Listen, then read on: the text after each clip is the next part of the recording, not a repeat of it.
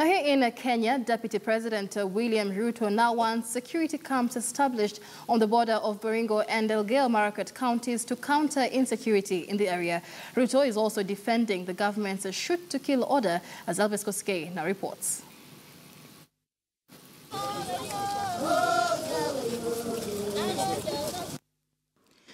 Deputy President William Ruto has defended the government's shoot-to-kill order to contain insecurity in the Kerio Valley. Ruto said together with President Uhuru Kenyatta, they took an oath to defend the lives and property of all Kenyans. Speaking in Elgeyo Marakwet East, Elgeyo Marakwet County, Ruto said the government will defend security officers discharging their duties to protect lives and property. Muhalifu yoyote aliye na silaha ameua kina mama na watoto, pia na nyeye asibakishwe.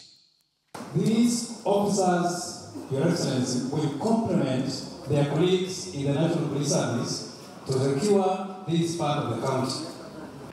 The DP ordered the setting up of security camps on the border of Baringo and Elgeyo Marakwet on River Kerio and in cattle rustling hotspots.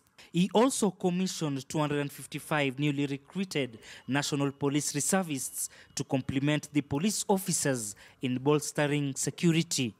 Na armored personnel carrier kama hiyo 2 saa hizi, tutaongeza ingine wiki ijayo iwe 3 ambayo itakuwa inafanya patrol katika area hii. Mimi sifanyi mambo ya security, mimi ni senator tu. I'm the only senator in Kenya anapigiwa maneno kwa kelele kwa maneno ya security. Lakini kwa sababu mimi ni kiongozi, nikasema kiongozi lazima abebe mzigo. Kerio Valley and Pokot East have been characterized by cattle rustling and banditry, where at least 44 people have lost their lives in Elgeyo Marakwet. Hundreds of others have been killed in Baringo, Samburu and Turkana counties. Imefika wakati ambayo Rais ya Jamhuri ya Kenya takes charge. And he personally takes charge of this situation. Imegonga Samburu, imegonga sisi Baringo, Elgeyo Marakwet, Transmara. And I'll tell you this, it can spiral into something uncontrollable. Meamurisha County Commissioner, tunataka kujua wale wote ambao ng'ombe zao zimeibwa, mbuzi, kondoo, kwa sababu in the next 1 month, vile tunataka kuwafidia wote. Elvis Koskei, KT News, Chesongoch area, Elgeyo Marakwet County. All right, and here to discuss security and insecurity in the counties is Kevin Osido from the County Governance Watch. Many thanks for joining us in studio, Kevin. Thank you, Michelle. So we've seen from that report by Elvis Koskei, the situation in Baringo and Elgeyo Marakwet is rather dire. As it is, hundreds of people have fled their homes. In the case of Baringo, police have branded it as uninhabitable and, too unsafe for anybody to be living there. But what's really going on in Baringo? First and foremost, I must say that it's really unfortunate that this is happening in our country. I wouldn't say it's because it's an election period. That I think is a narrative that is now overstated, because year in, year out, every time we have elections, there are counties that you automatically know that there is going to be either potential violence or violence that will be taking place. In fact... so isn't that politically instigated? Yes and no. Politically instigated because there are people who are, of course, politicians who want to take advantage of this process. But no, because we have historical issues that we must deal with. For example, youth unemployment.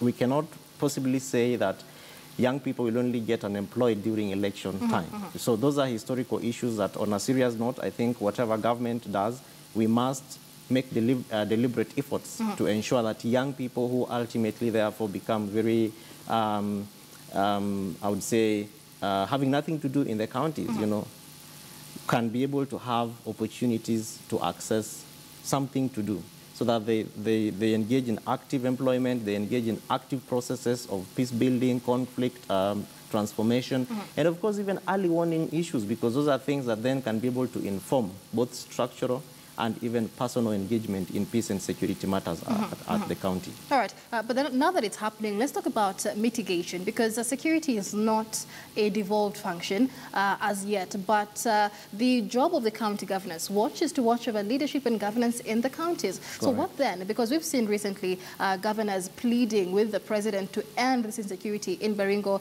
and Elgeyo Marakwet, but are these governors helpless? What can they do about it? True, security is not a devolved function. However, we have legislation, rather frameworks that provide avenues for counties to be able to participate in security governance and peace cohesion issues in the counties. And sometimes I ask myself, what is the ultimate role of a county commissioner in a county? Because in many counties, we've just seen wars and battles between county commissioners and governors, you know, wars of supremacy, which in my view is not beneficial, it's not helpful in any way.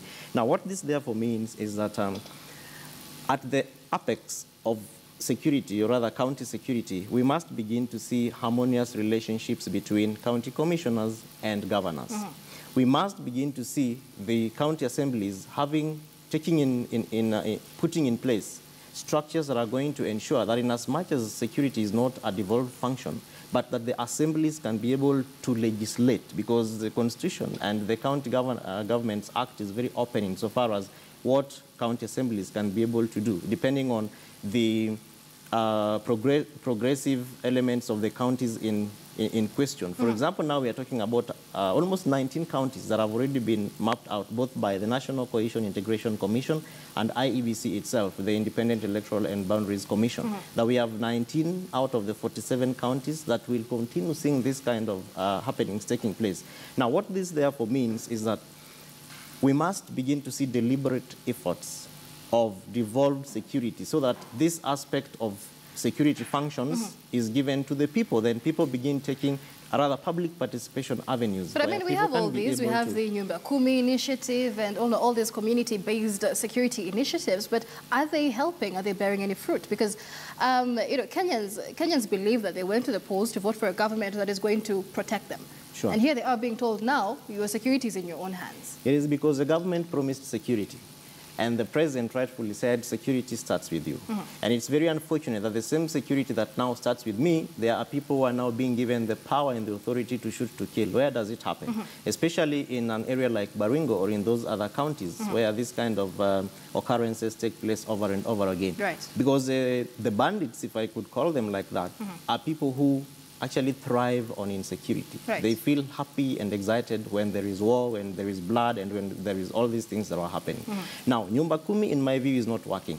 In certain parts of the country, it is working. In other parts, it is not working.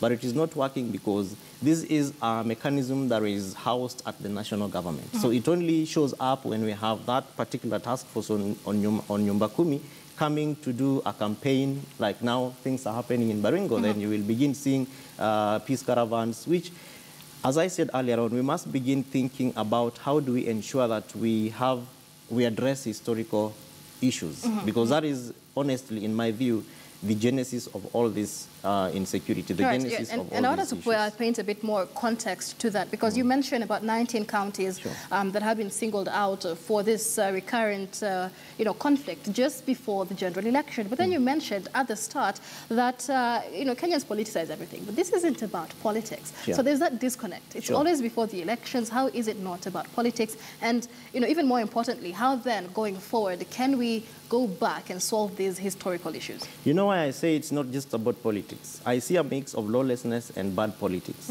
Lawlessness because we must see, as I already said earlier on, certain deliberate attempts to put structures in place, like legislation on, like Baringo and all these areas. We have a lot of infiltration of illicit arms, that is just coming from the borders. And we can't be true to say that that will only happen during elections. These are people who know the architecture of the county very well. They know how to get into the county. They know where to fall out when there is now security appearance. There are people who, of course, understand even the geographical positioning of these counties very well.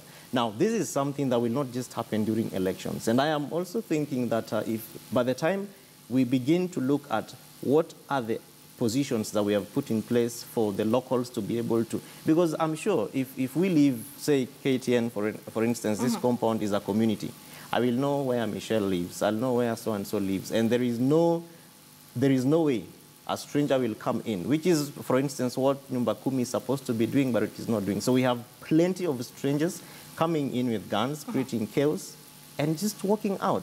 By the time security agents show up, they just want to wrap up very defenseless children, very innocent women, which is, my view, is something that as Kenyans we must stand against. Right. Politics, right. Because therefore the politicians will take advantage. Okay, now the deputy president is now part of this. The opposition will want to kill order. Exactly. The opposition will come and say, this is our, for example, say it's our coded zone, and we're not going to allow for shoot to kill orders and some stranger who just comes in through a helicopter to come and say shoot these people without clearly understanding what exactly is ailing the people. Right. Now look at it this way, Michelle. These are pastoralists, people who are struggling with putting food on the table. These are people who are struggling with pasture for their livestock. These are people who are moving from one area to the other. How many police posts are in Baringo? Is a question that we must begin asking, because therefore, what does security mean both to the national government and to the counties and to the people who stay in these counties? Yeah. All right, many thanks. Kevin Osido there of the County Governance Watch here to speak to us about the situation, especially insecurity in the counties. This, of course, basing on the insecurity in Baringo and Elgeyo Marakwet counties. Now,